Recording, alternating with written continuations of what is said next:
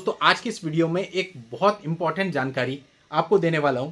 जिस मेंटेलिटी के साथ आप पूरे केसेस को लड़ते हो वो मैं आपके सामने रखने वाला हूं। कई लोग इस वीडियो से कनेक्ट कर पाएंगे और थोड़ा सा अगर आप समझने की कोशिश करेंगे, पॉजिटिवली इन चीजों को समझेंगे, तो आप अपने अपने मामलों में फायदा भी उठा पाएंगे। देखिए, कभी कोई मान लो मिलने आया, तो मिलने आने के बाद जब हम उसको कहते हैं बताइए आपके साथ क्या हुआ, तो वो घटना तो बताता ही है, लेकिन उसके साथ साथ हर घटना को बताते हुए, हर एक लाइन को बोलते हुए वो बोलता है सब इसके पास, इसके लिए मेरे पास प्रूफ है, मेरे पास प्रॉपर सीसीटीवी कैमरा रिकॉर्डिंग है, मेरे पास ऑडियो रिकॉर्डिंग है, मेरे पास वीडियो रिकॉर्डिंग है, या मेरे पास अन्यथा कोई प्रूफ अवेलेबल है। मतलब उसका फोकस उनके हर एक एलिगेशन को बताते हुए इस बात पे रहता है कि उस एलिगेशन को कंटेस्ट करने के लिए उसके पास एनफ सफिशिएंट मटेरियल है। ठीक है, आपकी बात हम मान गए, आपके पास सब कुछ है और डेफिनेटली इतना कुछ होने के बाद आप इस केस से बाहर भी आ जाओगे, आपका एक्विटल भी हो जाएगा। लेकिन इस चीज को प्रैक्टिकल स्तर पे आके समझते हैं। क्या आपके पास जो सबूत हैं, उन सबूतों के आधार पे आप इस जाल को तोड़ करके इस दलदल से बाहर आ सकते हो या नहीं आ सकते हो? प्रैक्टिकल बात क्या है, चलो एक एक करके समझते हैं। मान लेते हैं आपके ऊपर एक पुलिस केस हुआ, 498 है आईपीसी का, और इस केस के रिलेटेड आपके पास सारे एविडेंस है। वो लड़की कहती है आपने उसको मारा पीटा, लेकिन सेम डेट पे आप उसे घुमाने ले गए थे, उसके सारे रिकॉर्ड आपके पास अवेलेबल है। उसने कहा दहेज मांगा, लेकिन उल्टा आपने उसके खाते में लाखों रुपए का ट्रांसफर किया है, उसके रिकॉर्ड आपके पास अवेलेबल है। यानी हर एक एलिगेशन के आपके पास सबूत है। लेकिन दोस्तों प्रैक्टिकल क्या होता है, 498 का केस चलता है ना, चार्जशीट आने आने में एक एक डेढ़ साल लग जाता है। सेकंड, जब प्रोसिक्यूशन एविडेंस स्टार्ट होता है, चार्जेस फ्रेम होते हैं, बेल लेते हैं, इन सारी प्रक्रियाओं में आप देखो 2 साल 2.5 साल कई बार निकल जाते हैं। उसके बाद जब प्रोसिक्यूशन एविडेंस चलता है, उसमें मान लेते हैं 7 गवाह हैं या 8 गवाह हैं, 3-4 लड़की वाले हैं और बाकी पुलिस वाले हैं। एक एक पुलिस वाला कई बार एक एक साल तक अपियर नहीं होता है। मेरा भी एक मामला चल रहा है, 2016-17 का मामला है, और उस मामले में अभी तक प्रोसिक्यूशन का एविडेंस कंप्लीट नहीं है। एक भी पुलिस वाला कॉल नहीं हुआ है, केवल लड़की के 4 जो प्राइवेट गवाह होते हैं उनकी विटनेस हुई है।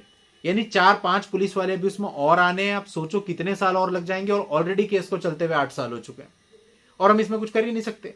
क्या कर सकते हैं आप ज्यादा ज्यादा कोर्ट को यही तो कह सकते हैं पुलिस वाले को समन करो, समन करवा सकते हैं। अगर वो समन के बाद भी ना आए फिर क्या करोगे?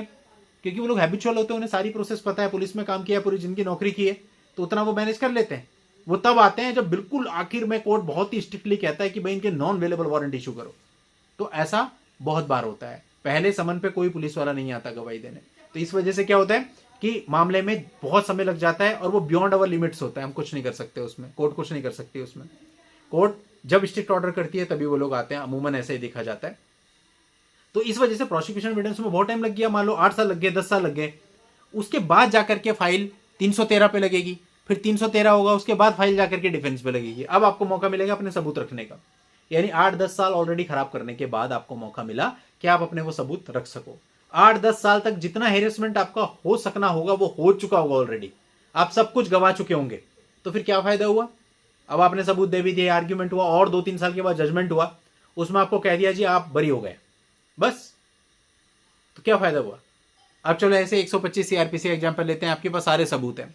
अब 125 सीआरपीसी में डिफेंस एविडेंस पे फाइल आते आते लगभग 2.5-3 साल लग जाते हैं।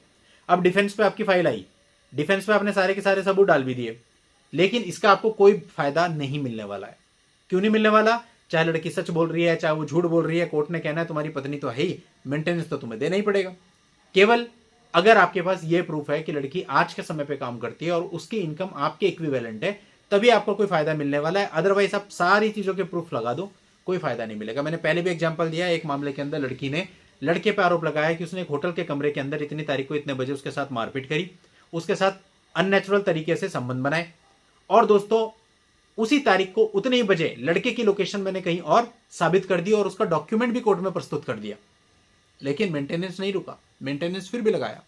पत्नी तो है ही ना, जिम्मेदारी तो तुम्हारी है ही, चाहे उसने कुछ भी किया तुम्हारे साथ, चाहे उसने तुम पे कोई भी आरोप लगाए। तो कोर्ट्स कैसे चलती हैं वो चीज हमको देखनी है। जब तक लड़की की इनकम का प्रूफ नहीं है, आपको आपके सबूत कोई फायदा नहीं देने वाले मेंटेनेंस में। अब आते हैं आगे डीवी एक्ट के केस में। डीवी एक्ट के केस में आपकी डिफेंस पे फाइल आते आते, यानी जब आपको सबूतों को सबमिट करने का समय मिलता है कि ट्रायल पे आपके सबूत पड़े जाएं, तो डिफेंस पे आते आते 3 से 3.5 साल लग जाते हैं डीवी केस में। मिनिमम बता रहा हूं ये मैं, और मैक्सिमम की तो कोई लिमिट ही नहीं है, ऐसे इतने केस चल रहे हैं। आखिर में ज्यादा ज्यादा कोर्ट यही कह सकती है कि भैया कोई डोमेस्टिक वायलेंस लड़की के साथ नहीं हुआ, बात खत्म, और तो कुछ इससे ज्यादा फायदा नहीं मिलेगा। तो इतने साल खराब करके, सारे सबूत दे करके, लगातार उसको मेंटेनेंस देते हुए, फिर फायदा क्या मिला? कोई भी फायदा नहीं मिला, क्योंकि 3 केस होते हैं, सेक्शन 24 का होता है, एक 125 का होता है, एक डीवी का होता है, कहीं ना कहीं तो उसको मेंटेनेंस मिल ही रहा होता है। तो जो उसकी एक्चुअल में नीड होती है वो तो उसकी पूरी हो ही रही है ना, और आपके जो समय खराब हो गए उसका क्या? तो इसलिए आप इस बात पे ज्यादा फोकस मत करो कि मेरे पास ये एविडेंस है, ये एविडेंस है, ये एविडेंस है। ठीक है रखो अपने पास, लेकिन आपका फोकस इस बात पे होना चाहिए कि चीजों को जल्दी सॉल्व कैसे करना है, उस सॉल्यूशन के पीछे भागो कि कैसे कर सकते हैं। हर मामले के तथ्यों और परिस्थितियों पर निर्भर करेगा, लेकिन यू कैन डू इट, कर सकते हो। लेकिन बात यह है कि आपका फोकस सही चीज पे नहीं होता है। आपका फोकस इस चीज पे होता है, उसने ये झूठ बोला है मेरे पे, उसने मेरी बदनामी करी है, मैं इसको साबित करूंगा। करते रहो साबित, केवल अपना समय खराब करते हैं हम लोग। हमें क्या करना है, हमें फोकस इस बात पे करना है कि अगर हमारे ऊपर 2-3 कोई फॉल्स केस हो गए, now we have to think कि कैसे अपने को इन सबको जल्द से जल्द रिजॉल्व करके 2 साल के अंदर अंदर इससे बाहर आना है, और कम से कम पैसे में या विदाउट एनी मनी बाहर आना है। ये आपकी सक्सेस है, ये आपकी जीत है। जब आप इस चीज को समझ लोगे और आपका पूरा फोकस इस चीज पे रहेगा, आपकी स्ट्रेटेजीज इस चीज पे डिपेंड करेंगी, देन आप सही पाथ पे चल रहे हो, सही रास्ते पे चल रहे हो। तो दोस्तों, इस वीडियो में मैंने आपको जो समझाने की कोशिश करी, उम्मीद करता हूं आपको सारी चीज समझ में आ गई होगी। आज की इस वीडियो में इतना ही। नेक्स्ट वीडियो में नई जानकारी के साथ मैं आपसे फिर मिलता हूं। तब तक के लिए goodbye and thank you for watching. Take care.